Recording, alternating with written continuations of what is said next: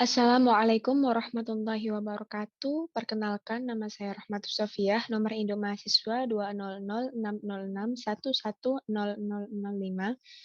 Pada kesempatan kali ini, saya akan mempresentasikan materi tentang konsep aplikasi dan implikasi bertetangga, serta larangan merusak lingkungan al-jiwar wa fasadu al-biyati pada sebuah bangunan dalam fikih arsitektur guna untuk memenuhi tugas UTS mata kuliah studi fikih dengan dosen pengampu Bapak Ahmad Yulianto, MPDI. Manusia merupakan makhluk sosial yang senantiasa membutuhkan orang lain di dalam hidupnya. Bertetangga merupakan salah satu bentuk aplikasi dari adanya pembuktian bahwa manusia merupakan makhluk sosial.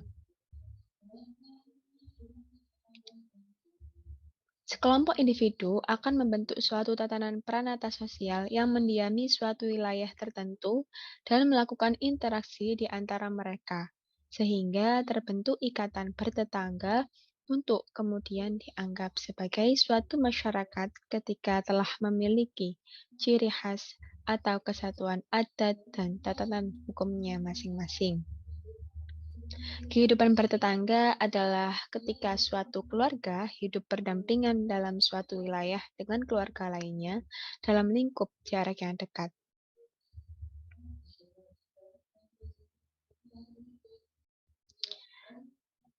Dari segi kebahasaan, yang dimaksud dengan tetangga adalah orang yang tinggal di sebelah rumah kita, atau orang yang tinggal berdekatan dengan rumah kita. Sedangkan kehidupan bertetangga adalah hidup berdekatan karena bersebelahan rumah.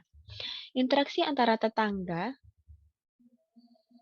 dengan suatu keluarga memiliki ikatan yang dalam, intim, eksklusif, dan privat. Karena hubungan pertama diikat oleh wilayah, barulah setelah itu diikat oleh hubungan darah. Sebagai suatu kelompok sosial yang memiliki karakter individu yang berbeda-beda, pastilah akan ditemui jenis tetangga yang beragam. Karakter itulah yang harus mampu kita pelajari dan pahami supaya ikatan sosial tersebut makin terjaga. Ada tetangga yang sangat baik, namun seringkali juga masih ditemukan tetangga yang masih memiliki sifat kurang baik. Terlepas dari hal tersebut, mereka tetaplah tetangga kita. Dalam kehidupan bertetangga, tentunya memiliki tatanan hukumnya masing-masing. Ada aturan-aturan tidak tertulis yang bersifat mengikat masyarakat tersebut sehingga mampu membentuk tatanan masyarakat yang tentram dan damai. Tetangga dalam ajaran Islam memiliki hak dan kewajiban yang harus dimengerti dan dihormati satu sama lain. Sehingga rasa nyaman untuk hidup berdampingan akan tercipta tanpa proses yang memaksa. Salah satu prinsip dasar dalam bertetangga menurut Islam adalah dengan tidak melakukan pengerusakan lingkungan. Karena manusia dan lingkungan membutuhkan hubungan timbal balik agar tercipta suatu keseimbangan kehidupan. Dengan tidak merusak lingkungan, yang mendapat keuntungan adalah juga masyarakat yang mendiami lingkungan tersebut.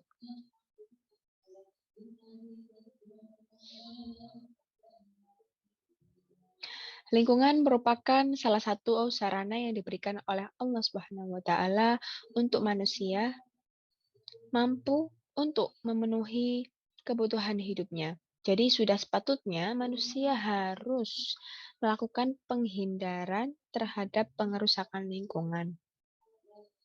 Manusia diberi akal dan pikiran oleh Allah Subhanahu wa taala untuk tetap menjaga tatanan kehidupan agar tetap seimbang dengan berpedoman pada Al-Qur'an dan hadis. Menjaga keseimbangan lingkungan inilah yang dijadikan dasar pemikiran dalam fikih arsitektur. Nah, pada pembahasan materi kali ini, saya akan membahas tentang yang pertama itu hukum bahaya yang timbul dari bau tak sedap.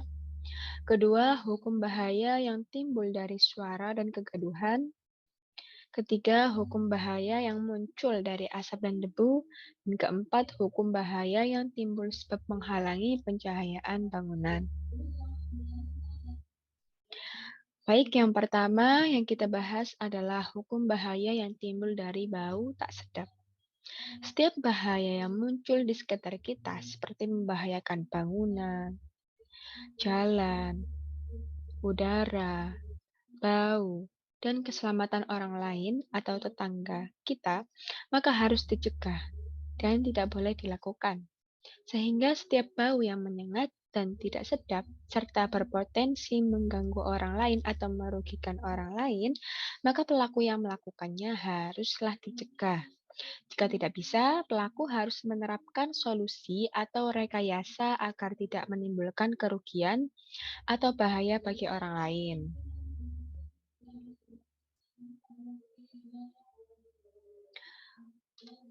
Hukum ini terdapat contoh dalam bau tak sedap pada binatang ya. Pengaturan yang diberikan dalam KUH Perdata terkhusus pada bau tak sedap yang ditimbulkan dari binatang disebutkan dalam pasal 1368 KUH Perdata yang berbunyi pemilik seekor binatang atau siapa yang memakainya adalah selama binatang itu dipakainya. Bertanggung jawab tentang kerugian yang diterbitkan oleh binatang tersebut, baik binatang itu ada di bawah pengawasannya maupun tersesat atau terlepas dari pengawasannya. Dari ayat tersebut didapatkan kesimpulan bahwa pemilik dari binatang tersebut bertanggung jawab penuh terhadap apapun kondisi dari binatang yang dipeliharanya.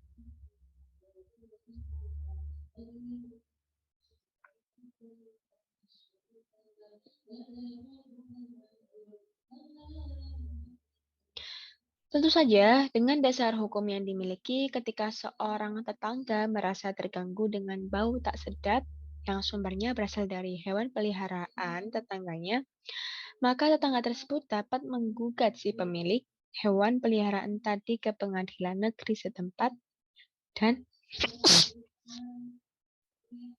maaf, sampai mana tadi? Tentu saja dengan dasar hukum yang dimiliki tadi, ketika seorang tetangga merasa terganggu dengan bau tak sedap yang sumbernya berasal dari hewan peliharaan tetangganya, maka tetangga tersebut dapat menggugat si pemilik hewan peliharaan tadi ke pengadilan negeri setempat dan meminta pertanggungjawaban imaterial yang didapatkannya. Suatu perbuatan dapat dikatakan melawan hukum apabila memenuhi beberapa syarat. Di antaranya yaitu yang pertama harus ada perbuatan. Perbuatan dalam hal ini adalah tetangga yang memelihara binatang. Kemudian yang kedua yaitu perbuatan itu harus bersifat melawan hukum. Memelihara binatang sebenarnya bukan suatu perbuatan yang melawan hukum. Namun ketika binatang tersebut menimbulkan bau yang tidak sedap dan pemilik tidak bisa menanganinya, maka hal itu menjadi perbuatan yang melawan hukum. Kemudian yang ketiga ada kerugian. Kerugian dapat bersifat material ataupun imaterial. Kategori kerugian dalam masalah ini bersifat imaterial karena kerugiannya tidak bisa dikonversikan dalam bentuk kerugian harta benda.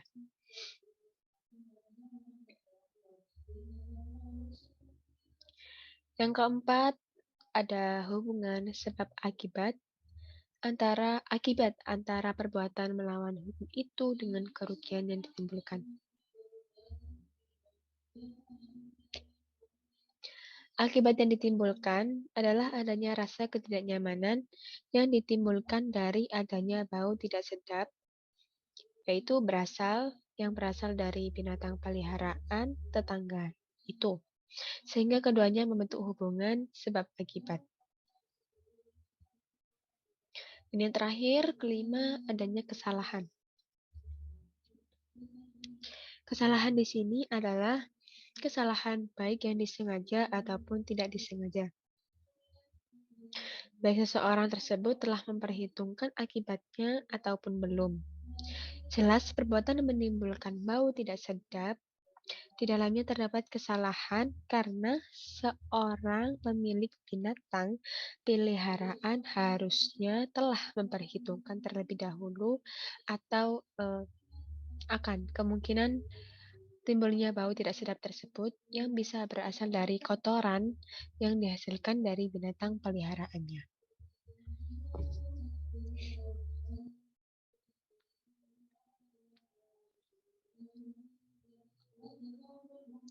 Contoh, contoh lainnya ini tidak boleh atau haram membangun tempat yang menghasilkan pundi-pundi uang untuk kepentingan pribadi dan namun mencemari bau atau menimbulkan polusi bau, seperti kandang ayam, di mana tidak boleh dibangun di tengah pemukiman warga, apalagi wilayahnya itu padat penduduk. Jika terpaksa si pemilik bangunan itu membangun di sana, maka pelaku yang bertanggung jawab itu harus bisa merekayasa atau mencari solusi agar bangunan tersebut itu, maksudnya kandang ayam itu tidak menghasilkan polusi bau.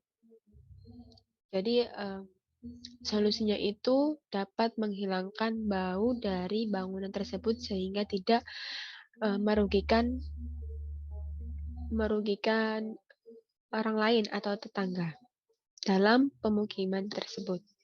Contoh sumber bau lainnya yaitu selokan, jamban, limbah, tempat pembuangan sampah, pabrik pupuk, dan pabrik-pabrik lainnya yang menimbulkan bau tidak sedap, dan lain sebagainya. Nah, pada sumber-sumber bau tadi, jika baunya itu terlalu menyengat dan merugikan orang lain, maka harus diberi solusi atau rekayasa tadi ya, supaya baunya itu tidak kemana-mana dan merugikan banyak orang. Adapun juga terdapat bau yang wajar dan dapat dimaklumi. Hukumnya diperbolehkan asal orang di sekitarnya tidak keberatan, seperti bau merokok, bau mulut, bau badan. Namun alangkah baiknya jika berusaha menghilangkan baunya terlebih dahulu jika orang tersebut hendak bertemu atau keluar untuk berkerumun dengan orang-orang. Karena pastinya bau badan, bau mulut itu sangat mengganggu ya bagi orang lain. Tapi hal itu dapat dimaklumi lah. Kita juga sebagai orang juga harus bisa peka dengan lingkungan sekitar. Jadi sebaiknya kita ketika bertemu dengan orang, lalu kita merasa bau kita tidak sedap, maka seharusnya kita juga berusaha untuk menghilangkannya terlebih dahulu dengan mandi atau memberi wewangian dan lain-lain. Kemudian yang kedua yaitu hukum bahaya yang timbul dari suara dan kegaduhan. Pencemaran bukan hanya seputar pencemaran udara, air, ataupun tanah, namun juga bisa berupa pencemaran suara yang ditimbulkan dari adanya kegaduhan dalam kehidupan bertetangga. Gangguan yang ditimbulkan dari adanya suara dan kegaduhan dibedakan menjadi dua macam, yaitu gangguan fisiologi dan gangguan psikologi.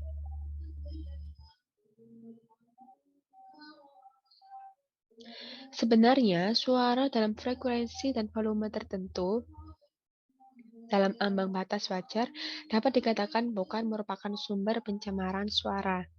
Namun ketika suara yang ditimbulkan telah melebihi ambang batas, maka manusia dapat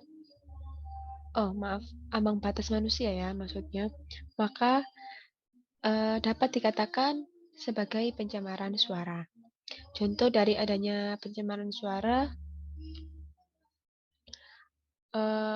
sebelum itu kita membahas tentang macam polusi suara terlebih dahulu ya, maaf. Polusi suara itu dibagi menjadi dua.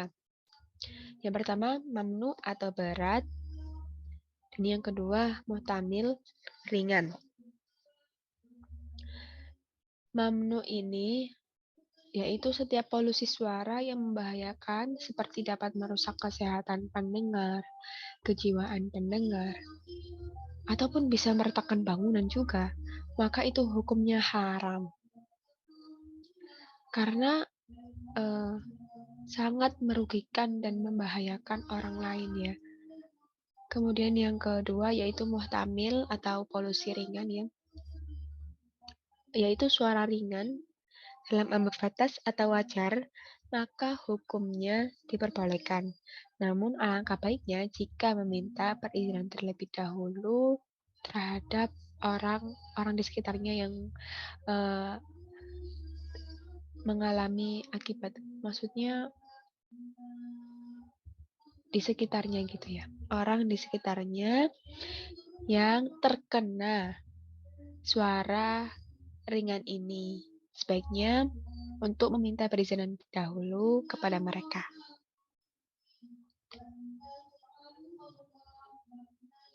Contoh dari adanya pencemaran suara adalah suara musik yang keras. Ini dikategorikan sebagai suara yang berat ya. Jika dilakukan waktu telah masuk jam tidur, maka hal itu dapat dikatakan suatu perbuatan yang tidak beretika dalam kehidupan bertetangga. Orang yang mendengarnya dengan frekuensi dan volume yang sangat keras dapat terganggu ketenangannya, bahkan efek terburuknya adalah dapat menimbulkan ketulian pada orang tersebut. Selain gangguan fisiologi, juga dapat menimbulkan gangguan psikologi yang berkaitan dengan kejiwaan yang berujung pada perubahan hormon, denyut nadi dan jantung menjadi lebih cepat, kejang-kejang, dan pupil mata membesar. Tentunya hal tersebut sangat mengganggu kenyamanan dalam kehidupan bermasyarakat. Nah, contoh ini sudah pasti ya, ini sudah pasti pencemaran suara yang berat karena bisa membahayakan dan merugikan orang lain dengan seperti itu. Jikalau tetangga terus-menerus mengganggu karena menimbulkan suara bising, maka tindakan hukum yang dapat dilakukan oleh tetangga lainnya adalah membawa hal tersebut ke pengadilan negeri setempat. Jadi, jika tetangga tersebut melakukannya terus-menerus, mengganggu, menyetel suara musik yang keras sehari berhari-hari, setiap hari, dan pasti menimbulkan kerugian bagi tetangganya, maka tetangga tersebut bisa membawa hal tersebut ke pengadilan negeri setempat.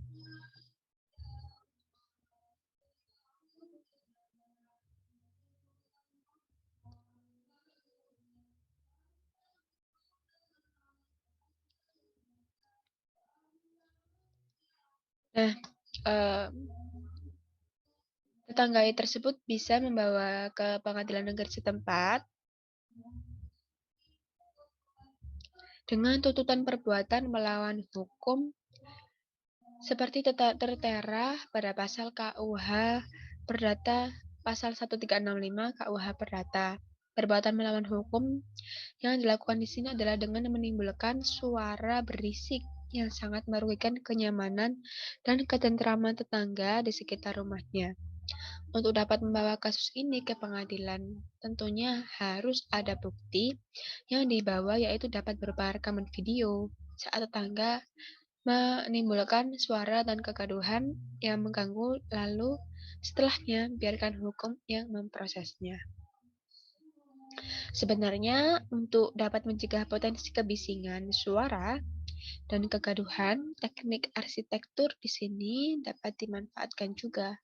dengan membuat ruangan yang bisa kedap suara, sehingga suara yang ada di dalam ruangan tersebut akan minim keluar ruangan. Maksudnya suara dari musik tadi akan sedikit atau berkurang untuk didengar oleh tetangga lainnya. Jadi, ruangan ini akan meminimalisir suara tersebut, sehingga tidak mengganggu tetangga-tetangga lainnya.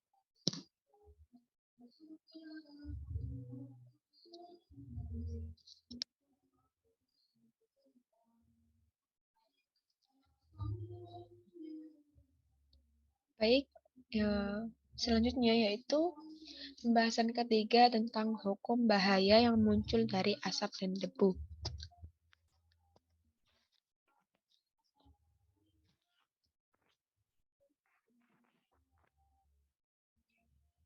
Jadi,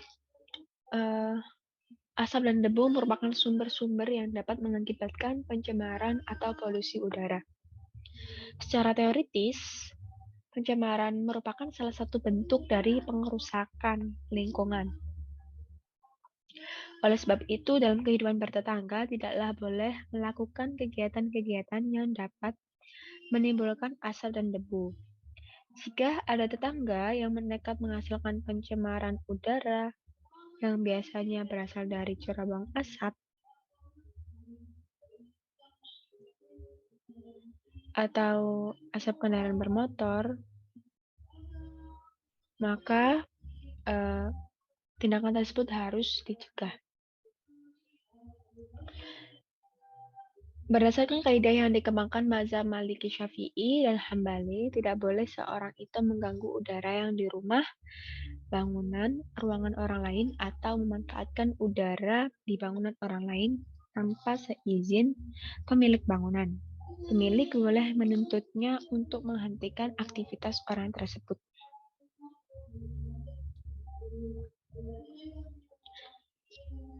Nah, tadi ya, jika ada tetangga yang nekat menghasilkan pencemaran udara yang biasanya berasal dari cerobong asap atau asap kendaraan bermotor, maka terdapat beberapa tindakan yang dapat dilakukan atau dianjurkan untuk meminimalisir lah.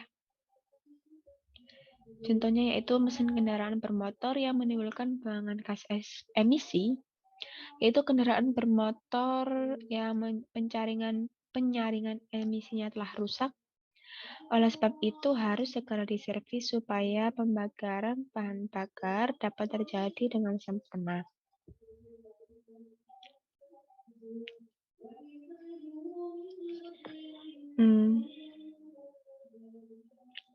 Jika asap berasal dari cerobong asap suatu industri rumahan, misalnya, maka disarankan untuk membuat cerobong asap dengan ukuran yang sangat tinggi, sehingga asapnya itu tidak menyebar ke lingkungan sekitar dan langsung dibuang ke udara yang berada di luar jangkauan hidup masyarakat sekitarnya. Tentunya cerobong asap tersebut harus memiliki filterisasi yang baik sehingga asap telah terlebih dahulu dilakukan penyaringan sebelum dibuang ke udara atau ke alam lah. Jadi ketika ingin membuang sampah atau menciptakan cerobong asap di rumah, maka cerobong asapnya harus dibangun tinggi supaya tidak langsung tercemar ke lingkungan sekitar rumah. Jadi tidak menimbulkan kerugian bagi orang lain. Selain itu, cerobong asapnya juga harus diberi filterisasi atau penyaringan terlebih dahulu supaya tidak langsung mentah terbuang ke alam, gitu ya. Yang kedua, terlebih dahulu sejak awal disepakati bahwa tempat tinggal harus dipisahkan dari hal-hal yang berpotensi menimbulkan pencemaran udara khususnya. seperti pabrik atau bengkel kendaraan bermotor, sehingga dibutuhkan peran tata wilayah yang baik di sini. Tempat tinggal juga sebaiknya berada jauh dari jalan raya yang padat sehingga meminimalisir adanya pencemaran udara. Jadi pemukiman itu sebaiknya membangun atau menghindari jalan raya ya, supaya kan jalan raya itu polusinya parah. Polusinya itu banyak truk, mobil dan lain-lain yang di mana itu menimbulkan polusi yang sangat parah, asap dan debu di mana-mana. Jadi sebaiknya pemukiman itu dibangun tidak dekat dengan jalan raya. Karena apa? Karena lama-lama polusi itu akan merusak kesehatan kita juga dan dapat merugikan kita.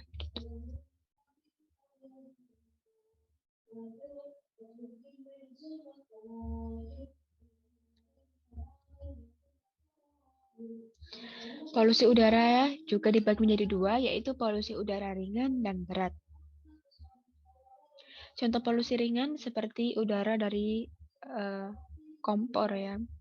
Maksudnya ketika memasak atau gas yang bocor. Terus di dapur rumah biasanya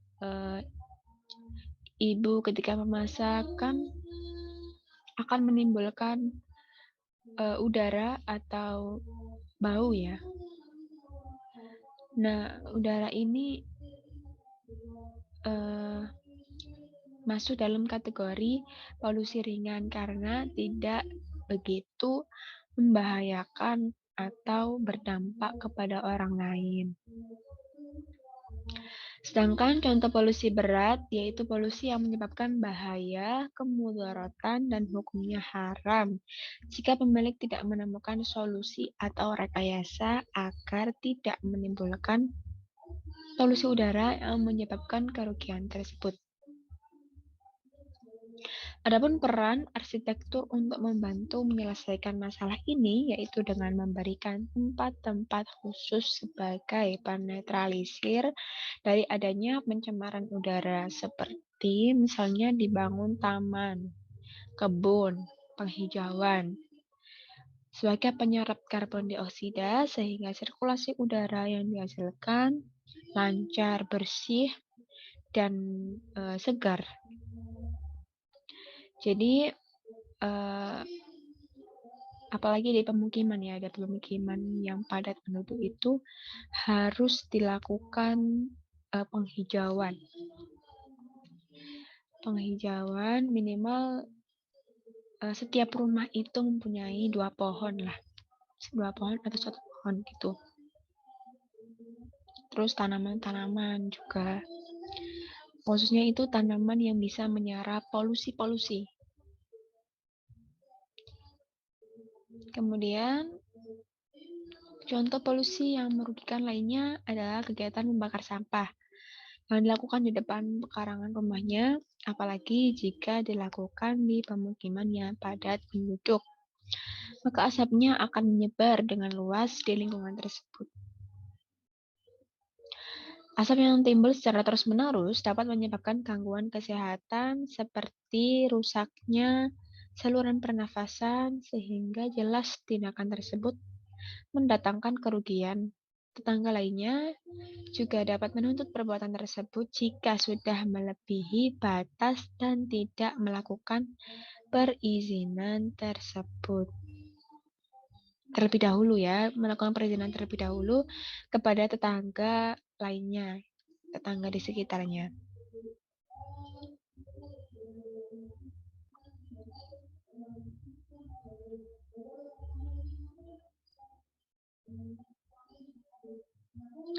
Nah, bahaya lain dari menimbulkan asap dan debu adalah dapat dijerat dengan menggunakan aturan hukum yang berlaku yaitu Undang-Undang Nomor 18 Tahun 2008 tentang pengelolaan sampah, di mana disebutkan dalam pasal 29 yang berbunyi sebagai berikut.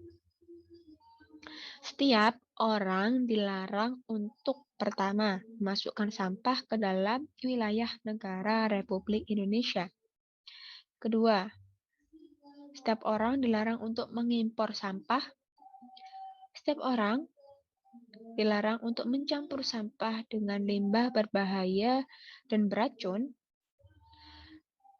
Keempat, setiap orang dilarang mengelola sampah yang menyebabkan pencemaran atau pengerusakan lingkungan, kecuali mengelola sampah untuk kegiatan 3R. Seperti itu yang menciptakan hal yang positif bagi lingkungan, itu tidak apa-apa.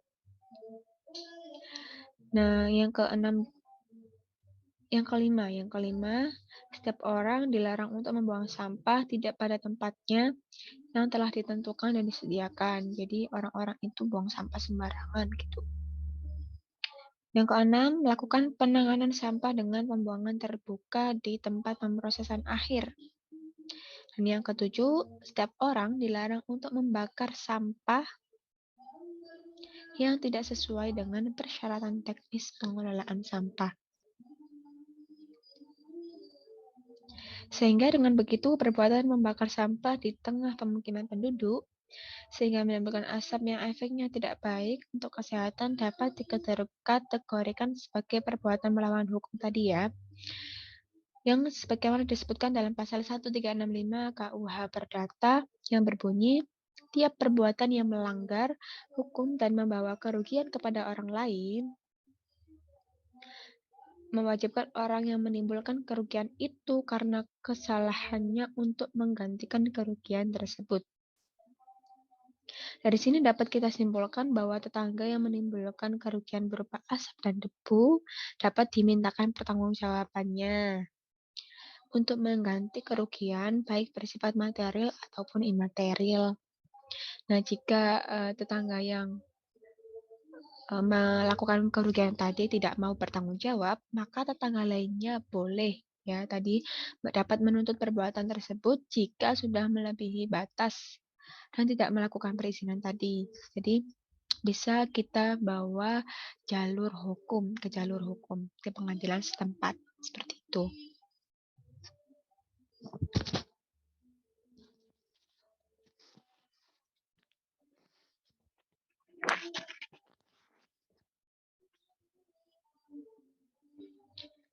Kemudian yang terakhir yaitu membahas tentang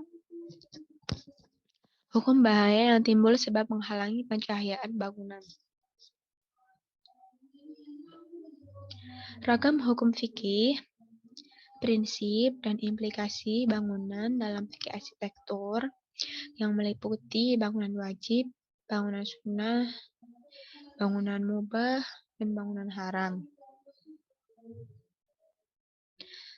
Sementara itu, implikasi dari dasar hukum bertetangga dan kerusakan lingkungan bagi sebuah bangunan yang meliputi hukum bahaya yang timbul dari bau tidak sedap, hukum bahaya yang lahir dari suara dan kegaduhan, hukum bahaya yang muncul dari asap dan debu, hukum bahaya yang terjadi sebab pembangunan kios perdagangan atau pembangunan rumah atau pembangunan perumahan atau pembangunan pabrik atau pembangunan konstruksi lainnya.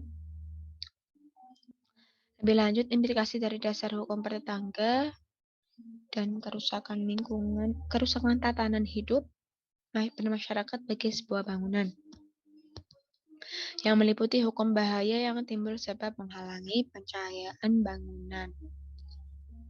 Nah, bahaya yang mungkin ditimbulkan dari adanya penghalangan cahaya matahari bagi bangunan milik tetangganya adalah bangunan tetangga tersebut tidak akan mendapatkan intensitas matahari yang sama dengan bangunan yang lainnya. Jadi, bangunan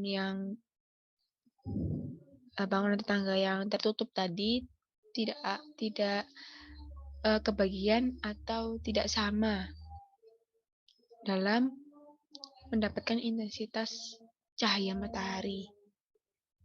serta dampak panjangnya akan menimbulkan kelembapan pada bangunan yang berpeluang lebih besar untuk berjamur. Nah, ini akan mengalami uh, efek yang berkepanjangan ya.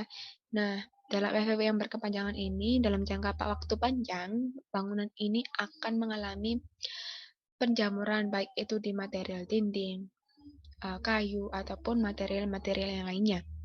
Sehingga solusi yang dapat diberikan adalah dengan tidak mendirikan bangunan yang dapat menghalangi cahaya matahari masuk, atau jika penghalangan cahaya tersebut diakibatkan karena adanya pohon yang tinggi dari tetangga lainnya, maka tetangga lainnya harus menebang pohon tersebut ya, dengan sesuai dengan standar yang baik. Jadi ketika tetangga tersebut memiliki pohon yang melebihi batas rumah mereka dan sampai ke tetangga lainnya, ke lahan tetangga lainnya, maka pohon tersebut harus ditebang ya. Ditebang atau ditebang tangkainya agar tidak sampai ke lahan tetangga lainnya yang dapat mengganggu tetangga tersebut.